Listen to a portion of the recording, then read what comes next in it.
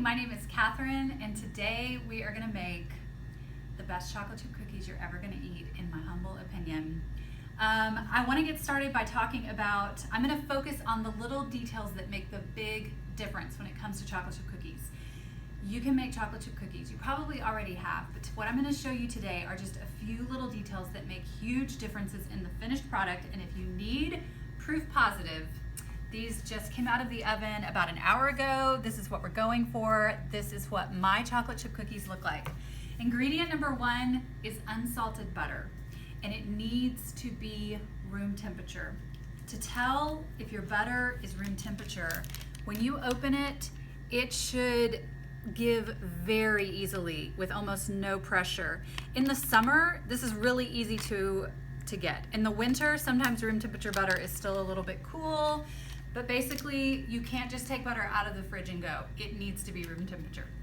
I leave mine out overnight, but don't tell anybody. That's kind of a secret, I guess, but you can do it. You can leave butter out overnight is what I'm trying to tell you.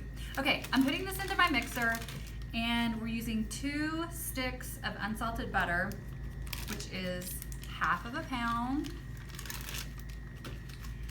And I'm gonna get the mixer going in a second, but before I do, I wanna make sure you can hear me. And I'm gonna tell you, we use 2 kinds of sugar in this chocolate chip cookie recipe. We use half a cup of white granulated sugar, 1.5 cups of brown sugar. Pick your poison on light, dark, extra dark, whatever. Just use whatever, but 1.5 cups and a half a cup. So what I like to do is just turn the mixer on the lowest setting just to get the butter kind of mooshed around. I'm gonna sprinkle in the white sugar. And I'm gonna sprinkle in the brown sugar. And step 1 here is just to get the sugar combined with the butter. That's it. This is not rocket science. We're just kind of getting it all mixed together.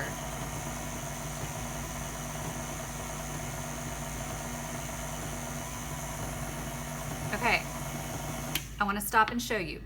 This is what it looks like when the butter and the sugar are basically combined amply. Now we're going to turn the mixer on higher, and we are going to cream the butter and sugar. And this is why it's really important to start with room temperature butter. You can't really cream cold butter. So I'm going to start it and let it go, and I'm going to show you about 90 seconds in what it looks like, and then we're gonna take it another 90 seconds. So here we go.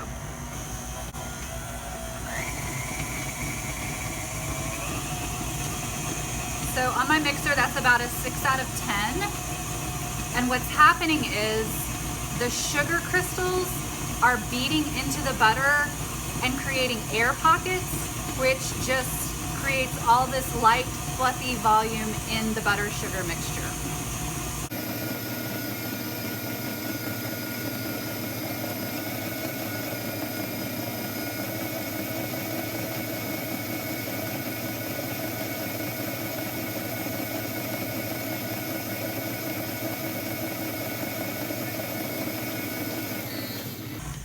All right, I want to stop my mixer and I want to show you what's happening here.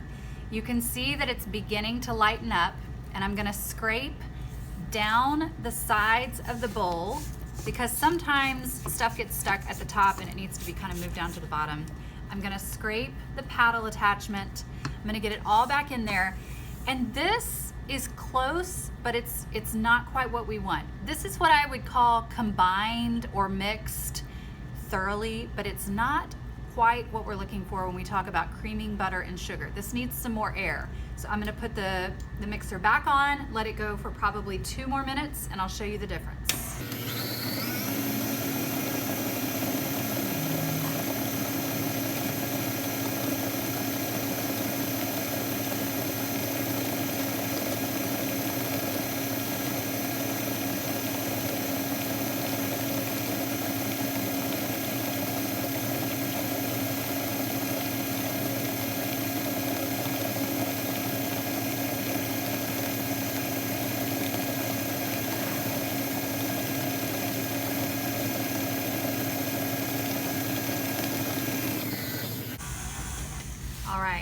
this is looking much better. You can see that it is a lot lighter in color.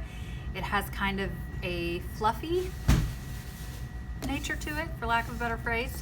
Okay, so at this point, I'm gonna give it a scrape, and what we're gonna do is we're gonna add our egg and our vanilla to this butter sugar mixture, and then we're gonna add our dry ingredients and the chocolate chips. So, into the bowl, I'm gonna crack one egg carefully.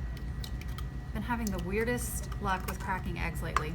Okay, there's that one. And then it's a teaspoon of pure vanilla extract.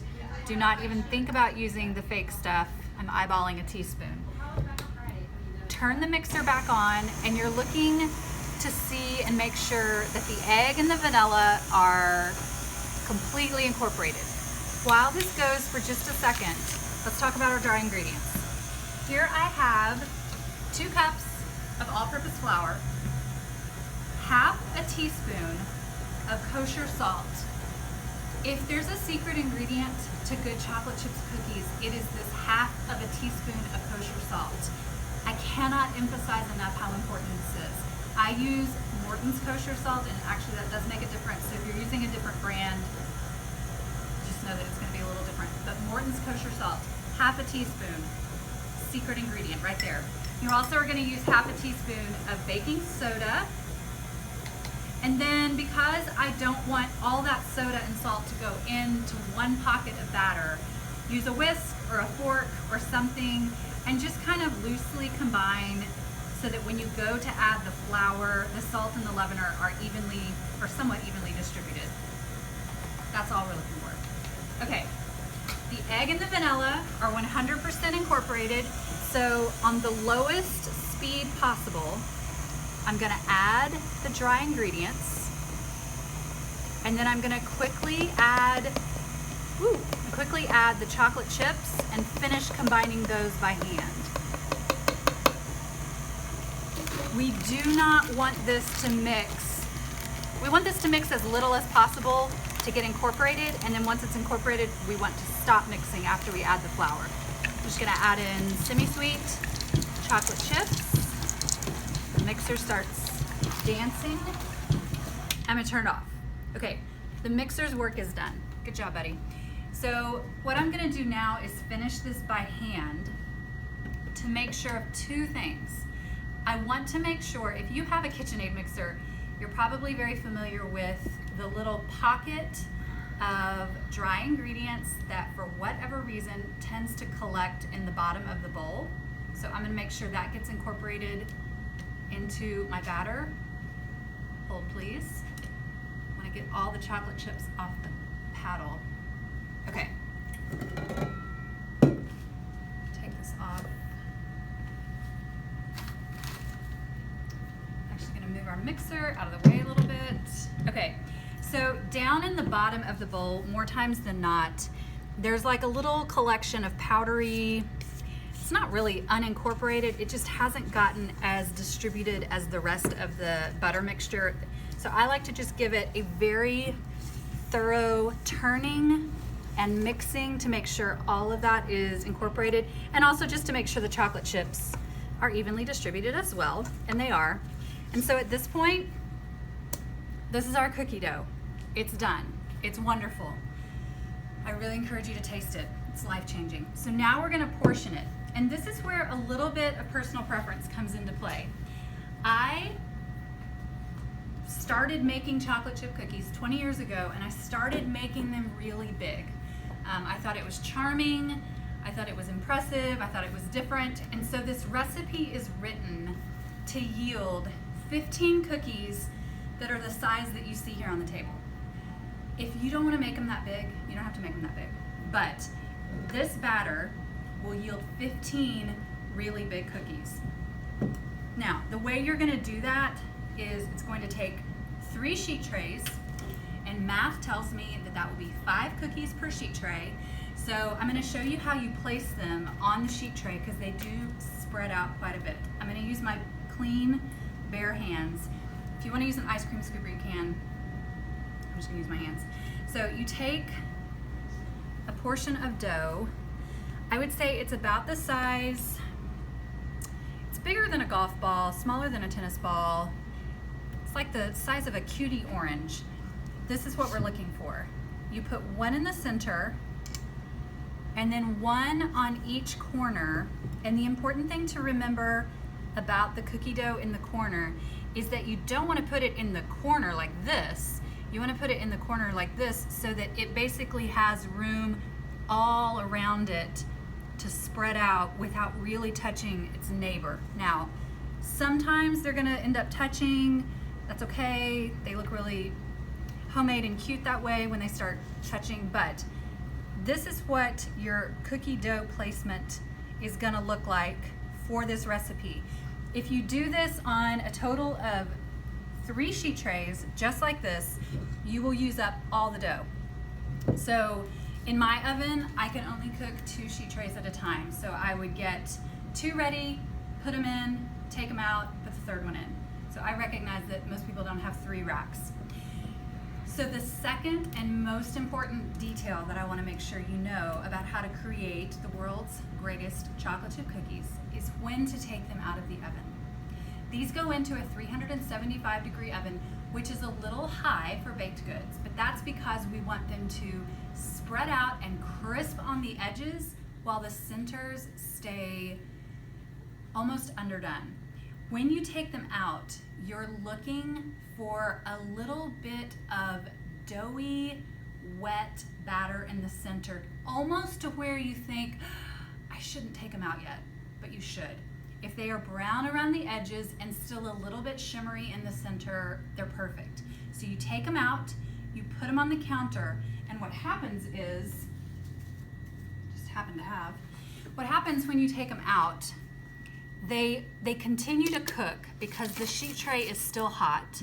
They continue to cook for several minutes. They also kind of like collapse down in on themselves, and they firm up as they cool. So what looked like underdone batter, and in fact, this is a perfect example. When I took this cookie out of the oven, this looked so doughy. This almost looked like, kind of like this. It looked very doughy. But what you can see is it's done on the bottom, it's done around the edges, and I'm just gonna break this open to show you.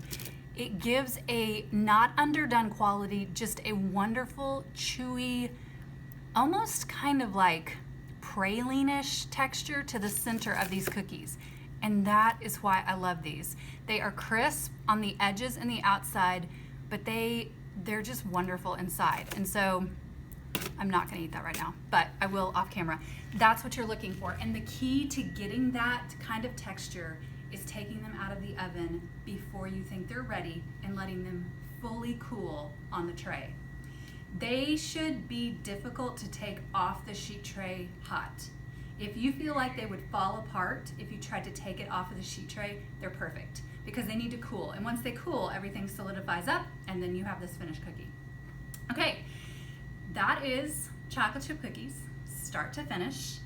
The recipe can be found where you're watching this post. And by all means, if you make these cookies, I would love to hear about it. Let me know if you have questions or feedback. Thanks for watching.